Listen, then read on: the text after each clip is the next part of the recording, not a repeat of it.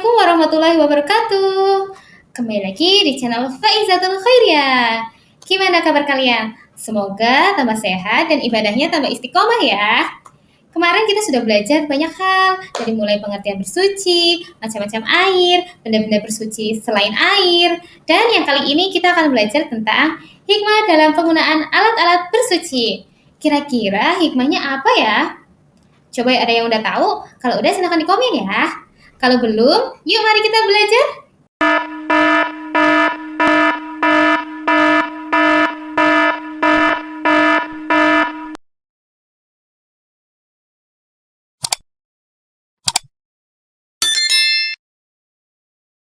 Setengah bulan terakhir ini, warga Duku Gelagah, Kecamatan Tangan, Kabupaten Sragen, Jawa Tengah, Bersuci dan menjaga kelangsungan hidup manusia. Tahukah kalian, seringkali secara sadar dan tanpa pertimbangan dampak negatifnya, bersuci dilakukan dengan menggunakan air yang sangat berlebihan. Kita juga sering melihat peran air di masjid, musola, bahkan di lingkungan kita sendiri dibiarkan terus mengalir dan ditinggalkan begitu saja. Pernah nggak sih kita mengamati dan berpikir, berapa ya volume air yang ditinggalkan dan dibuang sia-sia itu? Bagaimana ya dampak terhadap kelangsungan ketersediaan air bersih untuk kehidupan kita? Apakah perbuatan menyia-nyiakan air itu termasuk dalam syariat Islam? Air bersih adalah sumber kehidupan. Semua makhluk hidup, terutama manusia, membutuhkan air dengan volume yang paling banyak dibandingkan makhluk hidup lainnya. Jika muncul krisis ketersediaan air bersih yang diakibatkan oleh pemborosan penggunaan air, maka manusialah makhluk yang paling berdosa dan paling merasakan dampaknya. Sumber-sumber penyediaan air bersih baik dari mata air pegunungan, penyulingan air sungai, atau bengawan, dan penyulingan air danau mengalami penurunan debit yang luar biasa akibat musim kemarau. Bersuci dan menjaga kelangsungan hidup ekosistem. Mari merubah perilaku kita. Yang pertama adalah tidak boros. Menggunakan air bersih untuk bersuci dengan tidak boros menjadi bagian dari bentuk kepedulian terhadap kelestarian lingkungan. Keberlangsungan kehidupan manusia akan terjaga karena pasokan air bersih digunakan secara tepat.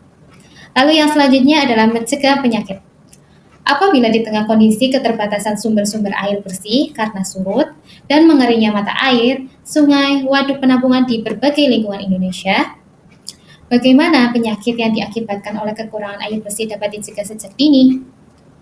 Lalu yang selanjutnya adalah resiko kematian dapat dihindarkan. Resiko kematian banyak manusia pun dapat dihindari, karena kehati-hatian manusia dalam menggunakan air untuk bersuci dan sebagainya. Lalu kesimpulannya adalah, penggunaan air secara tepat berarti sama dengan menjaga kelangsungan hidup kita dan masyarakat secara menyeluruh. Penggunaan air bersih untuk bersuci secara tepat juga memberikan jaminan terhadap kelangsungan ekosistem di sekitar kita. Tumbuhan dan hewan dengan segala jenisnya pasti membutuhkan air untuk menjaga kehidupannya. Sama seperti manusia, jika keduanya mengkonsumsi minuman yang tidak sehat, juga berpotensi terkena penyakit, termasuk penyakit yang menular. Kondisi ini sangat membahayakan kehidupan, karena keduanya menjadi bagian tak terpisahkan dari manusia. Coba kalian bayangkan, bagaimana jika ternyata manusia mengkonsumsi sayuran dan hewan yang penuh dengan penyakit parasit? Coba komen di bawah. Masuk ke rangkuman. Jadi kalau sudah di rangkuman seperti ini, kita akan meringkas dari part 1, part 2, part 3 hingga part 4 ini ya. Jadi nanti di rangkuman kita akan membahas tentang penjelasan yang digarisbawahi atau garis besarnya saja. Jadi kalau kalian masih belum paham dengan rangkuman ini, silakan kalian ke video sebelum ini ya, karena penjelasan lebih detailnya ada di video-video sebelum ini. Oke, yuk kita masuk. Rangkuman yang pertama dari part 1 yaitu bersuci secara bahasa memiliki arti bersih dari segala kotoran. Menurut istilah fikih, toharo adalah bersih dari najis dan hadas. Yang kedua, part yang kedua kemarin kita membahas tentang macam-macam air. Ditinjau dari kedudukannya dan hukum penggunaannya, air dibagi menjadi 3 kategori. Yang pertama adalah air suci yang mensucikan. Lalu yang kedua, air yang suci namun tidak mensucikan. Lalu yang ketiga adalah air yang terkena najis. atau mutanajis. Yang ketiga, di part yang ketiga kemarin kita membahas tentang sebagai pengganti air. Batu dapat digunakan sebagai alat bersuci dengan syarat-syarat berikut. Yang pertama adalah menggunakan 3 batu. Lalu yang kedua, batu yang digunakan dapat membersihkan. Lalu yang selanjutnya, najis belum mengering, najis belum berpindah, najis tidak tercampur dengan benda lain, najis tidak meluber, batu dalam keadaan tidak basah, batu dalam keadaan suci. Lalu yang selanjutnya adalah kita kemarin di part 3 juga membahas tentang diperbolehkan menggunakan benda padat selain batu dengan syarat memiliki kriteria. Yang pertama adalah suci.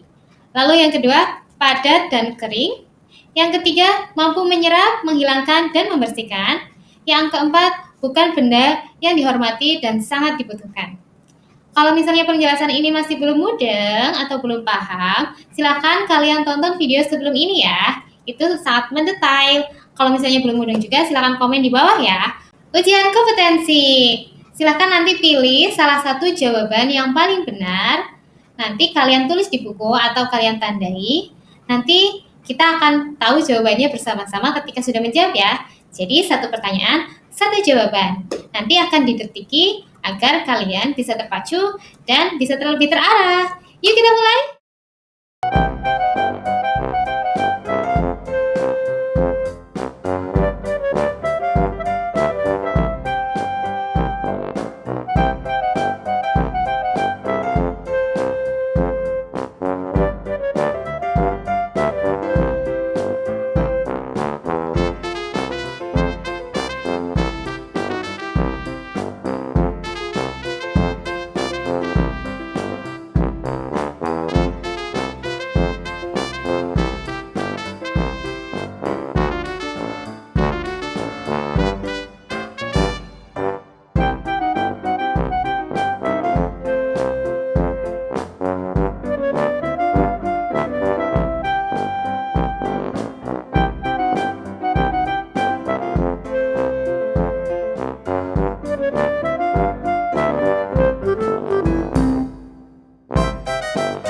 Alhamdulillah, kita telah selesai belajar bab 1 yaitu alat-alat bersuci. Dari mulai pengertiannya, perbedaannya, dasar hukumnya, kedudukannya, dan hikmahnya. Nah, gimana teman-teman? Semoga lebih paham ya. Kalau belum, silakan komen di bawah. Untuk guru-guru di luar sana yang ingin PowerPoint-nya, silakan klik link di bawah, copy aja, nanti search di Google. Insya Allah di situ sudah lengkap semuanya tentang pembelajaran di bab 1 alat-alat bersuci ini. Sekian dari Ibu. Wassalamualaikum warahmatullahi wabarakatuh. Bye.